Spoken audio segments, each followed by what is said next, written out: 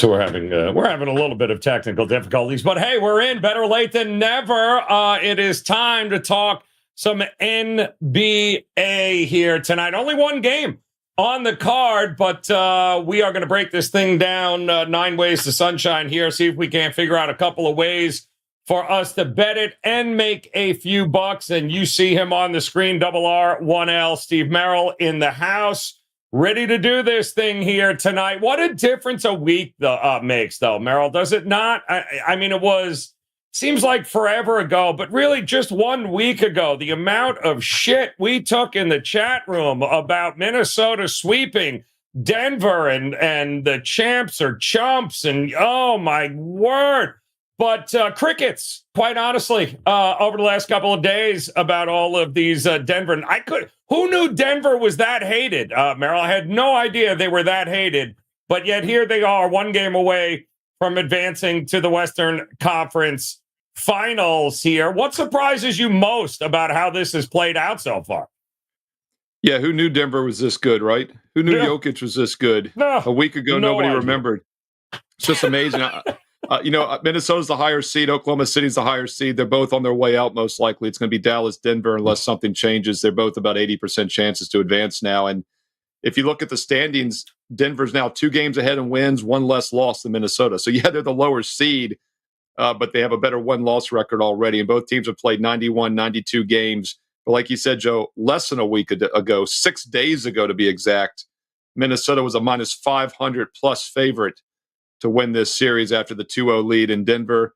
It's funny. We talk about that NBA situation where a star player is out and how you just play on that team. And I think everyone forgets Gobert missed game 2, and that was the one blowout win for Minnesota. So if we kind of put an asterisk next to that game for that reason, Denver, yes, they were down 18-4 in game 1, just a slow start, but they came back to take the lead at the half, 44-40 in game 1. Minnesota never led by more than that 14-point margin after the 18-4 start. Denver actually had a 7-point lead after overcoming that deficit. Once again, game 2, no Gobert, and I think Denver just didn't show up for that reason. But it's been pure Denver dominance in the last 3 games since. I cashed a best bet on Denver last Friday in game 3. I thought it was an excellent bounce back. I thought we were buying low on the defending world champs. Unfortunately, Minnesota has sucked me in on games 4 and 5. I'm on Minnesota tonight. I'm not making it a client best bet, which means it'll probably 100% win. So that's good news for all the viewers here on the show. You're getting a lock, a free winner here with the Minnesota T-Wolves -2 because I did not pull the trigger with them as an official play tonight. Merril, you heard it. He used the L word tonight. I know. I hardly ever use it. I told a guy in the comments yesterday, was bitching about some locks. I go, I've never used the word lock in my 30-year career. Now I just did it. And as I was doing it, I remembered I said I'd never done it. So yes, never know. Yes. Well, we got a lot of ways to look at this game here. Quick shout out to the chat rooms here today on this Thursday. Shout out to Instagram. Greg Beasley hanging out with us. Justin Lionheart. We appreciate you guys. Don't forget to follow us on Instagram. And of course, royalty in the house here. Titan CT, A Life in Vegas. Eric D is pretty much stalking us on every platform because I could have sworn I just saw him on Instagram. Now he's over to Facebook. He's done day drinking. A Life in Vegas. Have Cash. John Obi topping over points. Finley in the house here, Merril, with us today. And it's good to see Ryan Huffman joining us again. As he is pointing out the fact that he was all over Luka yesterday. And I believe, if I'm not mistaken, Ryan, who's new to us here at WagerTalk TV, he's from Dallas. If I remember, that's what he posted yesterday. And he said, be very careful with this team because they look like they're in a zone. And boy, they were in a zone last night, Merril. And once again, SGA can't do it alone, and they went MIA. The supporting cast, once again, can't make any shots, Merril, and yet SGA and OKC are going to find themselves in a pretty precarious spot having to go back to Dallas now. Draymond Green was in the studio last night on the TNT show afterwards. Great. And yes, it's a great show. Other than this NBA show, NBA talk here on WagerTalk TV. That's the second best NBA show is the TNT. And it's funny, Joe, I was thinking about it. Why is it NBA shows have the lighthearted, like fun atmosphere? Like you see it a little bit on the MLB shows. You never see it on an NFL show. My theory is that it's just such a violent sport. You got to take it serious. You don't see it on the college basketball shows because I don't think anybody knows the players. But the NBA show is very lighthearted, and it's the same way here on WagerTalk TV. Like this is the show where we kind of let loose as well. So it's interesting. Viewers, live chat, give me your theories on that. I think one of the reasons is because the players are known, and I think the regular season is somewhat of a goofball fest with all the load management and everything. I think that's another reason. We're always joking here about who's playing, who's not. But Draymond had an excellent point yesterday about the OKC series, and this is coming from a guy that's won multiple championships. He knows the playoffs well. He said, it looks like Dallas has figured out Oklahoma City, and he thinks that's bad news for him. And the reason I bring that up is because it almost seems like Denver has figured out Minnesota as well. I get the same feeling in this series because they've shot 54% or better in 3 straight games now against, quote-unquote, the best defensive team in the NBA this year, efficiency-wise, and the defensive player of the year in Gobert. And Jokic has 40 points, the other night. So it does seem like Dallas and Denver are going to move on. Whether they do it in 6 or not, we'll find out. By the way, the top prop we gave out of the show yesterday for Dallas, Jones Jr., boy, talk about an easy win. 19 points, 7 for 9 shooting, got up and over his point total of like 9.5 rather early in that game. And it's another reason I love digging below the star players and picking some of those under the radar guys.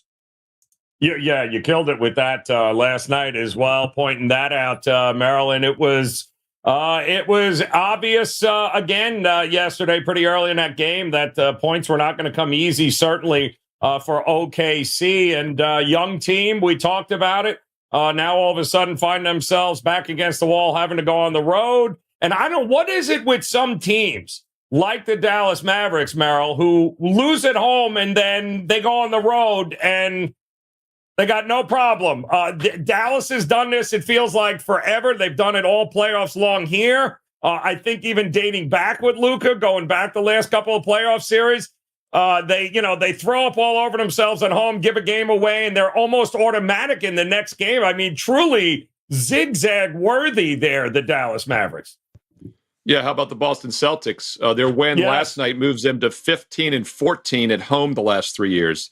They finally got above 500 with that win last night, 15-14, as opposed to 18-7 on the road the last 3 years, the Celtics. So we're seeing it with several of these teams. New Orleans, of course, without Zion, had a better road record, though, this year than at home. So I think the Pelicans also fell into that group. And had they been healthy, they might have made more noise. And let's not forget that Oklahoma City got a very beneficial first-round matchup by playing those shorthanded Pelicans in that 4-0 sweep. They also caught Dallas in a great spot in Game 1. I had a best bet on OKC last Tuesday in Game 1 for that reason. They lost Games 2 and 3, and they probably should have lost Game 4. They were down by 14 the other night, and we talked about it yesterday, extreme free throw shooting disparity, and otherwise Dallas wins that game, and they win last night. So Dallas really has won 4 games in a row, except for the Game 1 situation, which was just a bad spot. So very hard to see the Thunder bouncing back and winning both of these next 2 games. All right, so let's see. We've got a couple of questions coming in here before we dive into some of these numbers. First thing, Merrill, I believe, and I just want to think, I think it's Mark Davis tonight. James Williams, Tyler Ford, Mark Davis, who I do believe, Chris, who's joining us in our shorts feed, I do believe they were, or he was the crew, Mark Davis was, in the first couple of games in Denver in which the Minnesota Timberwolves did win. So that's an interesting angle there. I do believe, Chris, that is exactly the crew that was there for games 1 and 2 in Denver. That, of course, Denver didn't fare very well there. Also, some questions about the public money here. Merrill, what are you seeing so far with the numbers here today coming in? Is it the public loving Minnesota? Are they loving Denver? Is it split in the middle? What are you seeing so far today? Yeah, I think the public is on the dog here. Excellent question, and it's something I didn't bring up in the video last night because I was doing it overnight, so I didn't have all the consensus numbers yet. But yes, I would call Denver a public dog tonight. And once again, the public is so fickle. We talk about this and so short-sighted, recency bias, whatever you want to call it. We talk about this in the NFL video all the time. They're on one team, They cash, they're back with them. But when they lose, they almost fade them the next week. And here again, 6 nights ago, less than a week ago, nobody wanted anything to do with the Denver Nuggets when they were down 0-2. Minnesota was anywhere from a 3 to 4 point favorite in that game. And then when they lost and were in a better bounce back spot, I thought, on Sunday, obviously it didn't work out that way. They were -3. Now they're -2. So we are getting some value. And one of the reasons fading the public is a handicapping premise I use is because it does normally lead to line value, especially when they're on the dogs. And this is a basket less than it was last week in the other 2 games. And I think you could definitely make an argument it's a better spot for Minnesota. They have to win here. It's a focused spot. Whereas Denver, sometimes they do take their foot off the gas. It's kind of like the Celtics. We've also seen Denver let teams get out to fast starts. But with that said, they're the defending world champs. They know they can close this series out tonight. So tough matchup here, but the line is cheaper by a basket, and it does look like Denver's a public underdog. All right, so a big question for the chat room joining us here. Over under 455 that S. Warrior pops in saying, what's good, everyone? Over or under, chat room, 455 Eastern time here today. S. Warrior pops in. Let me ask you this here, Merril, because I think it's important, and some guys in the chat rooms have been asking, what the hell happened to Minnesota here? And I think it wasn't so much what happened to Minnesota, but what Denver pretty much philosophically decided, Malone decided that anybody else but Ant is going to beat them. They were not going to let him continue to get 40-plus points any shot that they want. They are, and I think he even said it after the game, after game 5, and said, I can't remember having to deal with that many double and triple teams in my life. And as much as we all wanted to compare him to Michael Jordan, he's certainly not finding the open guy like Michael Jordan would have. So he's only 23 years old. He's got a million years to go. The guy's going to be one of the best in the NBA. But the reality is the Denver's daring Gobert. They're daring anybody else to make a shot, and they haven't been doing it, and that's really been the problem here so far. Yes, they're taking Edwards out of his game. There's no question about it. But what jumps out to me, though, still is the defensive percentage shooting, like I mentioned at the top. Minnesota was the most efficient defense in the league this year. They were the best defensive team statistically in the NBA, and they also had the defensive player of the year down low. So you think, well, that should be a good matchup against Jokic, and he's been getting schooled, by the way, Gobert, that is. The one game they win by 26 is when he doesn't play. So it just once again shows, by the way, they do a survey in the NBA, and for a couple years, he's been voted most overrated player in the league by other players. And I think that's playing out once again while we see that. But this is a Minnesota team that's been the best defensive team all year that allowed 54, 57, and 55% shooting the last 3 games. So they have taken Edwards out of the equation offensively, but it's the Minnesota defense that's been losing these games. And by the way, Joe, first 2 games, Minnesota won and covered, stayed under. The last 3 games, Denver's won and covered, have all gone over. So you're a perfect 5-0 with correlated parlays. Once again, Minnesota under, Denver over. I lean Minnesota, I lean under in this game. And I would not argue against maybe a correlated 2-teamer there. In my video earlier overnight, I recommended Nuggets team total under. Obviously, if I lean Minnesota and under, team total under would make sense. With that said, though, asking them to score less than 100 points is kind of a tough pill to swallow. Yeah, it's a very tough pill to swallow. And yes, it should be noted, Chris brings it up, and it's a good point. I did get, at least I think, Merril, here on the 4:30 is coming out. Mike Conley was at the shoot-around. He is going to go here tonight. I believe they have cleared him. He did not play in that last game, so he will be in this game. I believe it's another one of these calf strains is what they're saying, and we're getting an awful lot of these, and you could tell he was absolutely missed, and his ability to be able to play off the ball, his ability to be able to create shots, it wasn't there for Minnesota in the last game. But like anything else, the question is, what are we going to get? 60% Mike Conley, 70%? Right. Is that better than nothing? What are we going to get from him?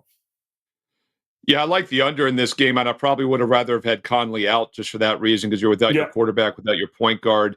You just don't know how healthy he is. I did run the numbers, though, when he's been on off the court. He's played about 56% of the minutes this year for the T-Wolves, so it's not like he's that important. He's not in the lineup 80, 90% of the time. And per 48-minute basis, they're actually a point better offensively without him, and they're 2 points better defensively without him. So they're actually a net +3 without him this year on the court, 45% of the time. So I don't know what to make of that. I think he's probably a net neutral, but then again, if he's not healthy, it could end up hurting them if he's back in the lineup. Another reason I lean Minnesota, but I didn't pull the trigger with them. I do like the under, and if he's not fully healthy, that probably helps the under tonight. Yeah, no, I think it definitely helps in a lot of different ways, and the correlation is there. So let's look at some of these numbers. Nuggets team total 101.5. Timberwolves team total 102.5. Juice to the over here, Merril. And that total is still hanging around what, 205, 205.5 still? Is it, have we had any movement? Because let's face it, we've had overs now, how many in a row? And the total has not moved. I mean, the bookmakers aren't budging on the total. It's 205, 205. Last game was 205, 205.5 too, and we've gone over. So do you find it strange that the books are not adjusting the total anymore? I'll tell you what's strange is the movement of this total. I looked when we were doing the show yesterday. I was taking an advanced look at this, and it was around 204.5, and I saw a sharp book at 204. I liked the under. I'm like, well, that makes sense. It's trending under. I did the video last night. It was down to 203. I'm like, darn, I've missed the number. I even saw 202.5 last night at FanDuel briefly, which is a huge book. And then you look today, fast forward today, it's back up to 205. Now, part of the reason is because it became known today that Conley was going to probably play. I think that is why it bumped up maybe a basket or so. And as you said, now that he was at the shoot-around, we're seeing 2.5 start to show on Minnesota. So the T-Wolves have gone from 2 to 2.5 after he's made the shoot-around. The total's holding pretty solid, though, at 205 right now. Yeah, I can. It's kind of strange because it was 204.5, 205, I think, when it closed last game. And it feels like, okay, what gives? We didn't get it. People are continuing to bet it over, but are people betting it over because of recency bias, Merril, in your opinion? Are we getting a whole lot of over bets here because nobody thinks Minnesota's capable of either A, scoring over 103 points, or they continue to think that Denver is going to shoot at a unbelievably ridiculous clip? Well, I think this is a low total. You know, if this was a month ago in the regular season, this would have been like the lowest total we'd seen all year. And now it seems normal because it's the playoffs. One thing I do want to point out is that Game 6 and Game 7 are true elimination games. No matter how you cut it, somebody's got a 3-2 or a 3-3 series tie. And these games have gone under more than over the decades. So Game 6, especially quality teams, is an underplay on the blind. But once again, the odds makers are aware of that. They factored that into these numbers. And I think one of the reasons the public is coming in on the over here is that 25 of Denver's last 26 games have had at least a total of 200 points or more. So there's not a lot of wiggle room even at 205 to stay under because Denver's gotten their games have had 200 or more in 25 of the last 26 times out. You look at this series so far, we've had 205 or more in 4 of the 5 games in this series alone, Joe. So, you know, I get why people feel like the number is low. It probably is a little too low. I like the under. I actually just posted it this afternoon as my free play of the night on my page with analysis for everybody. I was close to using it. But once again, I just felt like the line value wasn't quite there with the Conley uncertainty also. I didn't want to force it. I like the under 205, but yeah, we're treading lightly because there's not a lot of line value historically speaking. Yeah, I mean, they're not budging off of that 205 mark here. And Anthony Edwards, just to highlight, guys, how important he is and the philosophy of what Denver has done here. 18 points, 5 of 15. I mean, just completely out of the game and nobody else able to make a shot. Now, give credit, Merril. I think we don't want to undersell what Denver has done defensively, but they are clearly selling out to make sure that Edwards does not get in rhythm. He is not beating them by dropping 40 or 40 more here. So I'm wondering, is there anything Minnesota can do? Can Finch come up with anything to counteract that? I don't know without somebody else making a shot, because if I'm Denver, if it ain't broke, don't fix it, no? Correct, and that's why the modified zigzag that we always talk about works in the playoffs, because the team that's losing needs to make a change, whereas the team that was winning, if it ain't broke, don't fix it, right? So that's why we see these ebb and flows. We see Indiana up by over 43 points in Game 4, then they're down by 30 in Game 5. That's why we see this happen, and I think we could use the same logic even more so with player props, and that's what I've been talking a lot about in my daily NBA preview videos. That's why I like Jones over last night for Dallas. We talked about it here on the show. He's a guy that was, I think, 1 for 10 a couple games ago. He was getting the shot attempts, getting the minutes. If he hits anywhere near his norm, he's going to score. And then when a guy like P.J. Washington, the third guy, not Irving or Doncic, is starting to score over 20, then they got to start covering 3 guys. That's going to leave him even more open. So I'd be careful with Edwards because he's a superstar. I'm not looking to fade superstars. You know my rule there. But then again, I'm not looking to play him over because, like you said, Joe, they're really trying to shut him down. And I think it's a smart strategy that should open things up for other guys. And one guy that has played better is Karl Anthony Towns. He's the other, superstar technically on this team, offensive star. He had a nice game in Game 4 in that loss. He had 23 points, 10 of 19 shooting. Gobert, Mr. Defensive Player of the Year, is getting schooled down there, was 7 for 7 from the field, 18 points. So all of a sudden, Rudy Gobert is an offensive star, and that's another reason they've lost 3 straight. So the chat room in rare form here today. Big question on the table right now, Merril, is what kind of Chardonnay goes well with Ambien? So they have completely lost it on a Thursday. John Sounds like an Instagram question. Over top in points is having a hard time figuring out what Chardonnay should go with Ambien there. Eric D is on the same page. Titan CT here trying to put it all together. You mentioned Cat, and I'm pretty sure, if I'm not mistaken, Ryan in the chat, Cat over 19.5 points and 1.5 threes in this game here. And I mean, there's a few guys, Merril, if you're going to look at Minnesota to extend this series and win this game at home here tonight, he's got to be one of them. He's got to be a guy that has to be able to get off. They have to come up with something for him. And I guess by that same point, we're looking to back Edwards. He's got to figure out a way, like the greats have before. Even no matter what they throw at him, he's still got to be able to get his shot. So I would absolutely look at those 2 guys up and over if you're backing Minnesota. If you're thinking Denver, then ain't no way I'm backing Cat in this game. Yeah, I'm back in Minnesota. The problem is I'm also back in the under, so I guess the player props over probably aren't where I should be looking, although that's always my default. I find it a lot easier to play guys over that I think are going to have good games. I just play a lot more over props with the players in general. I will say this, the correlation here is pretty eerie. Edwards in Game 3 had only 19 points, 8 for 15 shooting. He bounces back then with 44 points on 25 shots in Game 4. We'll look at the last game. 5 for 15, 18 points. So 15 shots in 3 and 5, 18 and 19 points. And in between, he had 44. So if that zigzag continues, he should have a breakout game tonight.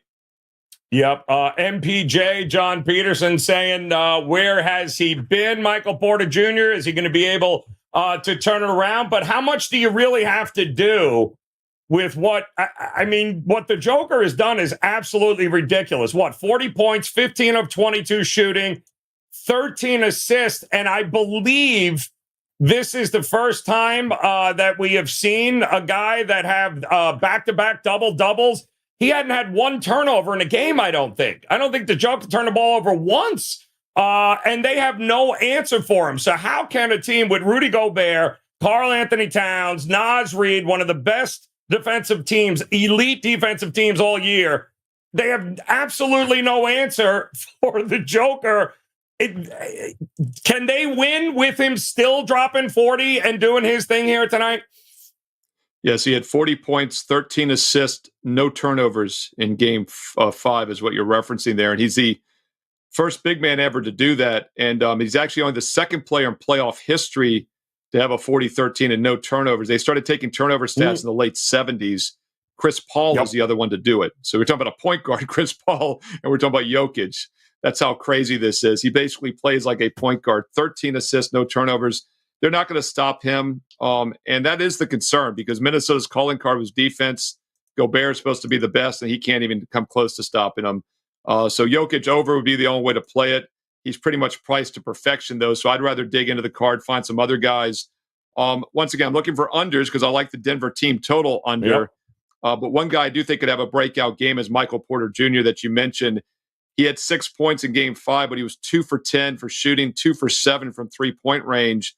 And he was only 4 points the game before that, 2 for 4. 10 shot attempts, 21 points though in game 3. So I do think Porter could have some upside here tonight. Jokic always has upside. So if you're looking for some guys to fade, Caldwell Pope is probably a good candidate. He had 16 points in game 5, but he was 6 for 8 shooting. He was 4 for 5 from 3-point range. You can't shoot any better than that. He still only got to 16 points. So I think Caldwell Pope under would make a lot of sense.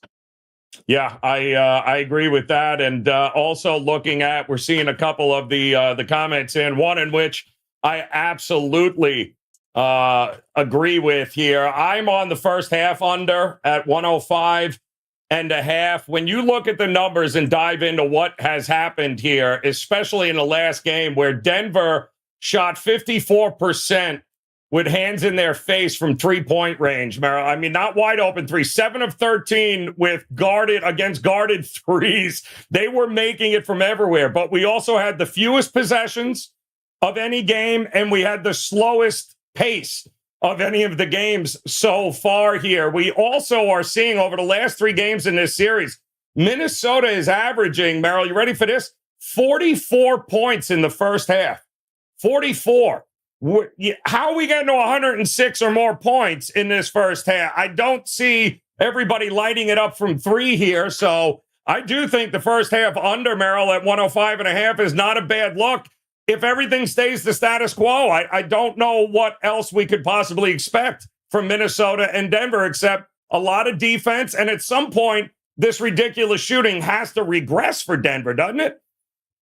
Yeah, and that's an excellent play. You know, I mentioned the game under 205 is my free play tonight on the site, but I do like the under first half even more. Not everybody plays first halves. I don't dig into them as much, but so many excellent points you raise. And if you just look at the numbers, it makes no sense on several levels why the first half should be higher scoring. If you look at a college basketball game, the second half is always like 10% higher. It'd be 67, 76, first, second half. It's like that in every NCAA tournament game, regular season game. The NBA, it can go either way. It can be even. It can be more in the first half, more in the second half.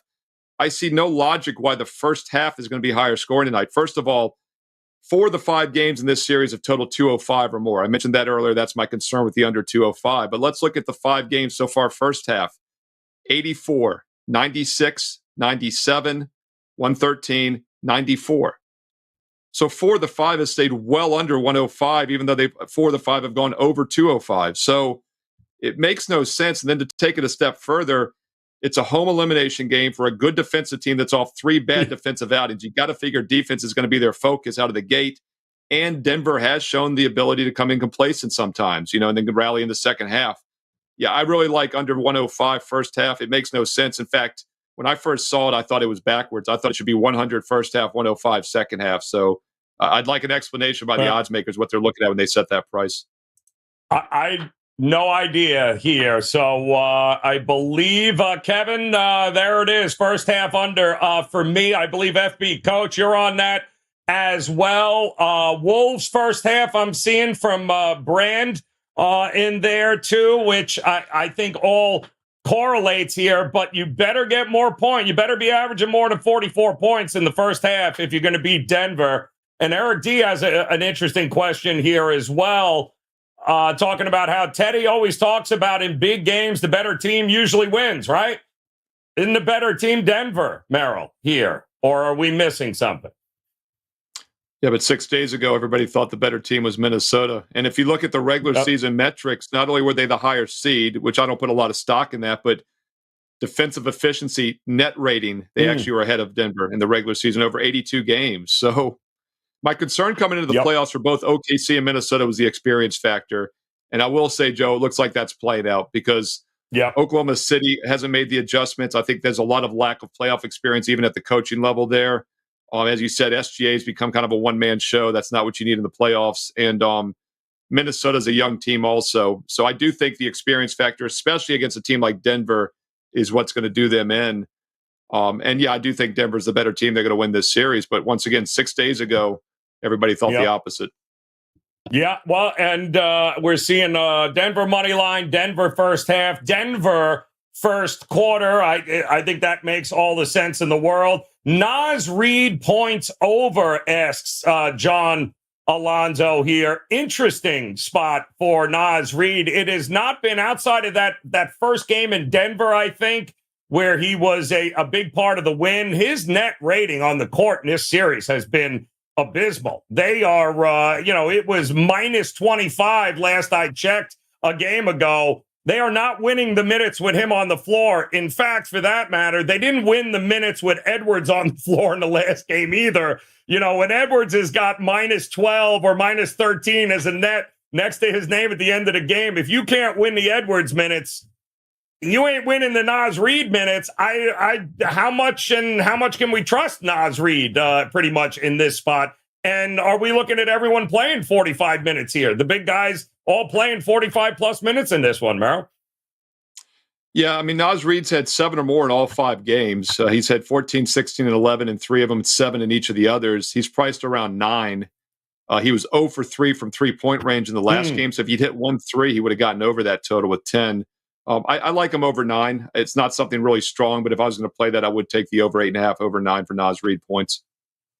Rob Lynch has Minnesota to win 4 games to 3 plus 750. That's a good ticket. Hold on to that.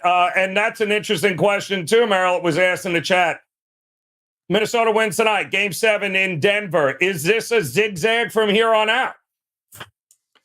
Yeah, I'm doing the math real quick. That seems extremely high to me, but I guess it's right. They're minus 135 tonight.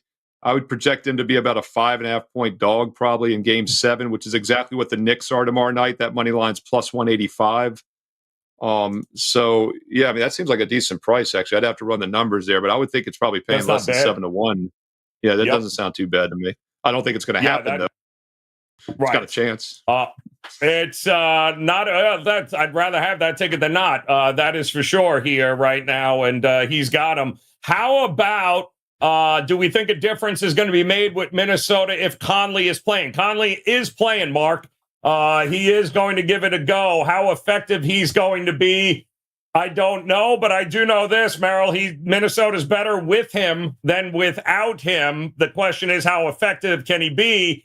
I'm real leery about those strained calves. Are never a good thing, especially with a guy like Conley who has a history of injuries where, does he play the whole game? You got to worry about that. Yeah, by the way, I'm looking at FanDuel right now. Nuggets, 4 games to 3 plus 145. T-Wolves, 4 games to 3 plus 360. So he 7 got to 1. Pre-series, by the way, pre-flop. Okay, I was just going to say, I didn't think there's any realm where that was. Gotcha. No, okay, didn't bet it now. Sense.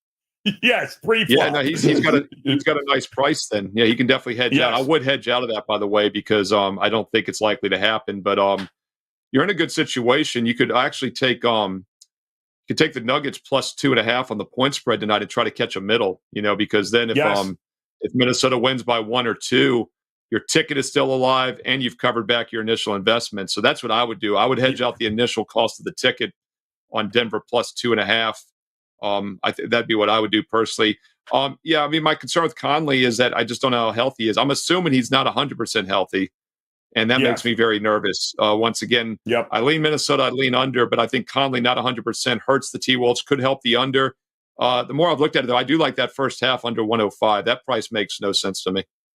I am with you here. Are his calves more beat up than Luka's? Listen, Luka's got ass issues. His ass hurts. His knee hurts. I haven't heard the calf yet with Luka, but that man walking around like he 85 years old, like he might as well be pushing the oxygen tank. Like, good God Almighty! And yet here he's out here dropping doubles all game long. It's absolutely amazing. 13.5, by the way, for Conley. I would look under those points though. Here, I would expect Anthony Edwards, in all likelihood, to get back on track here. And if he is less than 100%, I think maybe more. He's averaging, Merril, I don't know if you have this in front of you. I think he's averaging about 8 assists a game in the series here, Conley. So maybe that's not a bad way to look as opposed to points as a distributor in this one for him. Yeah, the problem with the guys when they're injured for me is it's either under or pass. And the reason I say that, because as you know, Joe, if he takes one step on the court and plays 1 minute, it's a live ticket. So there's a lot of intrinsic risk to the over for a guy that's not 100%. But the assist would be my preferred over. If you got to play a Conley over, I would look assist because that's why they're going to have him out there as the point guard.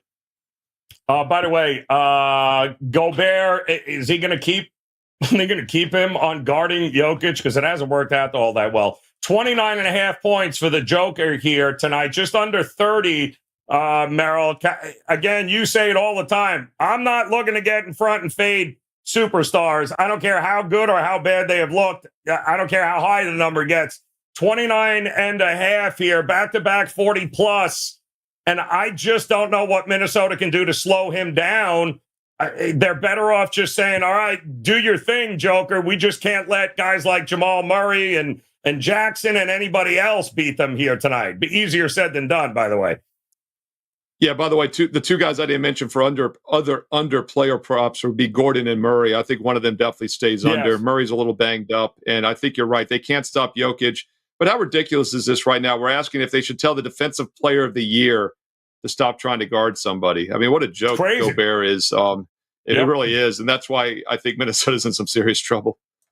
Yeah, no, it's they might be able to get one here tonight, but if the champs are the champs, well, the champs are there for a reason. Christian Braun, too, I'm being told here, Merrill, should be looked at here. He was always one of those lesser guys here, guys off the bench that you love to focus on in the playoffs in this series. Have you looked at him at all in this series? I don't remember you talking about him.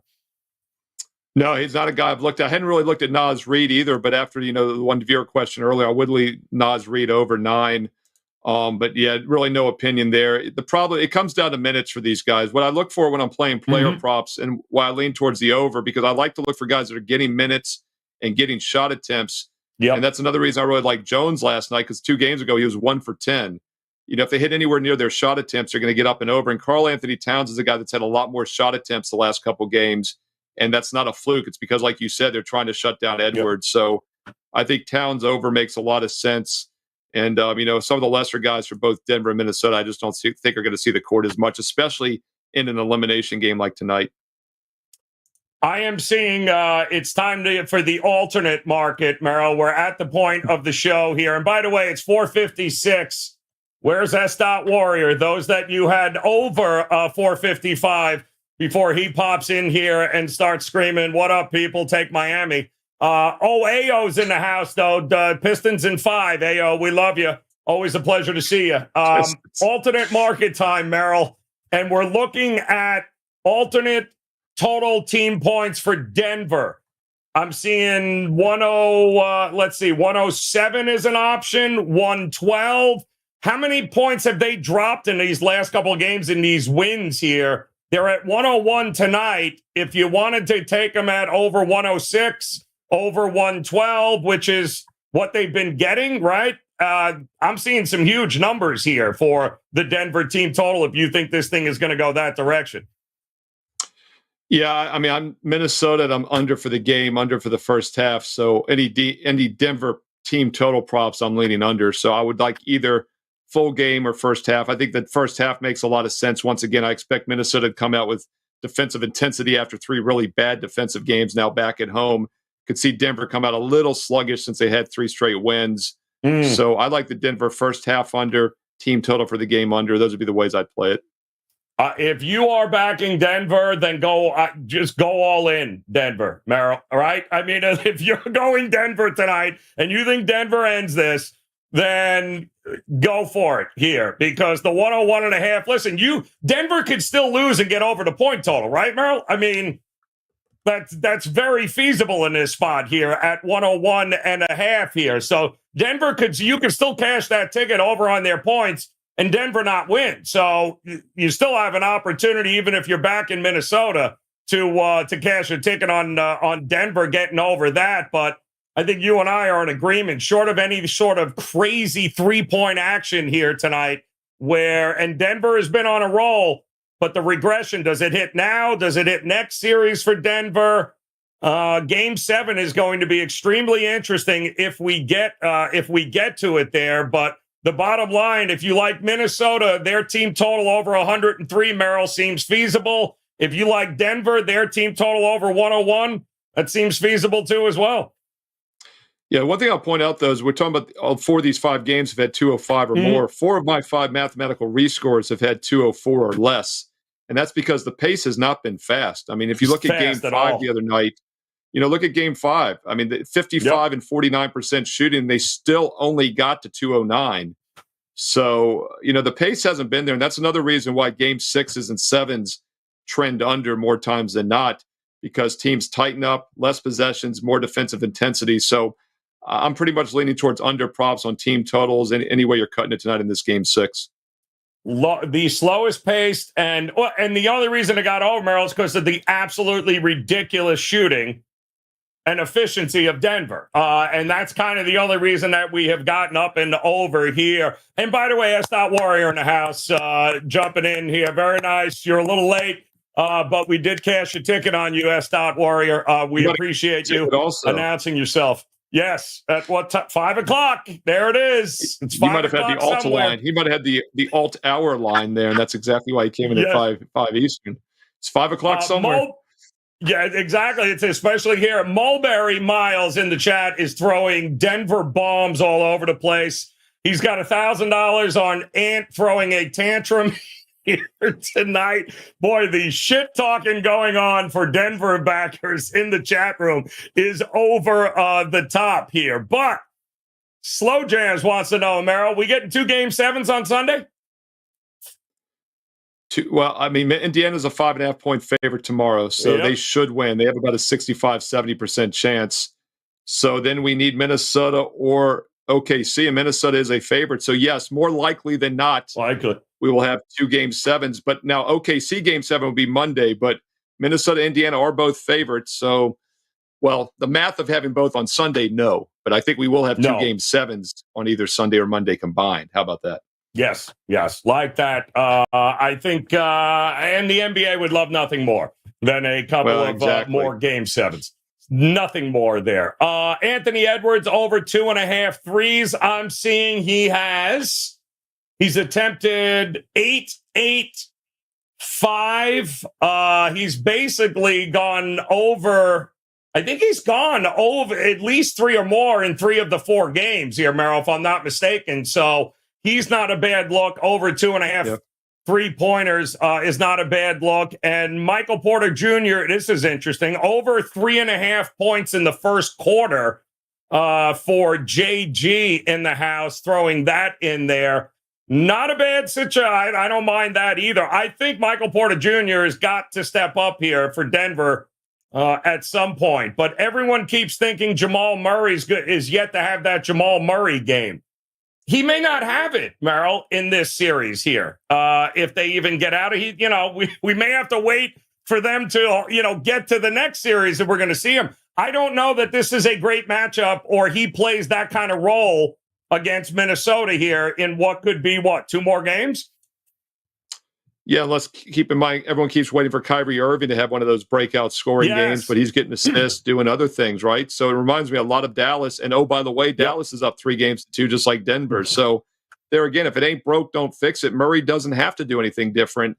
So that's why I lean Murray and Gordon under, because I think Jokic is going to be the center of attention once again.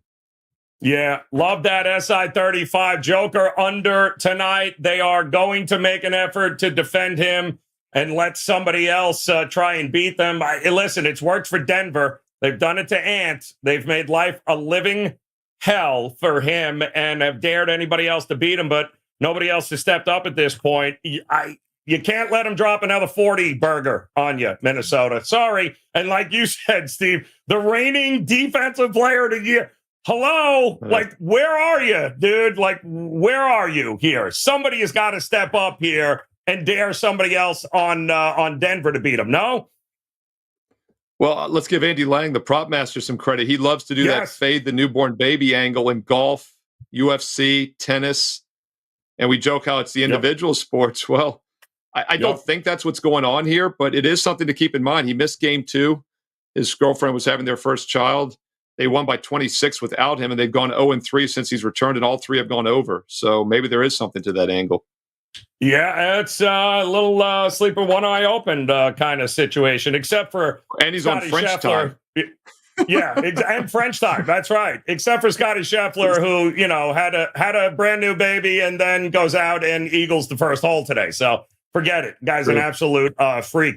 Asking if we're playing are we going? Looks like Nuggets closing it out. Are we playing the Astros here tonight? Well, here's the question: Is Christian Javier pitching? Then the answer is no. Yes, there you go. Very good. We're absolutely not playing the Astros here tonight. And what do we do? Phillies losing streak they seem to be calling for, Merril, here.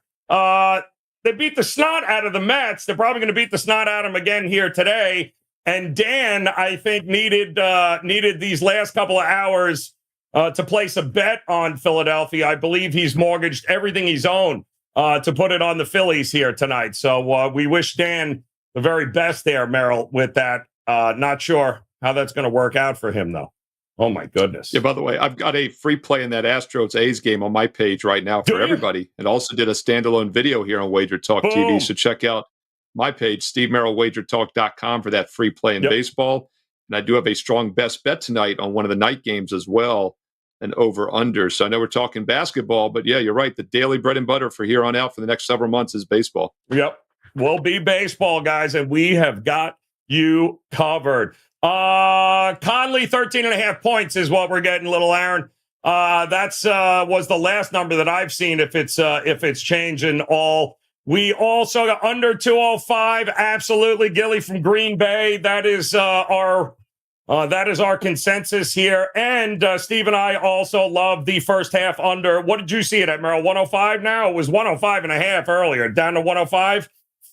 Yeah, game line is 205, 105, according to the WagerTalk live odds screen on the first half. Makes no sense to me why they think the first half is going to be 5 points higher scoring than the second half. If anything, I think it should be the other way around.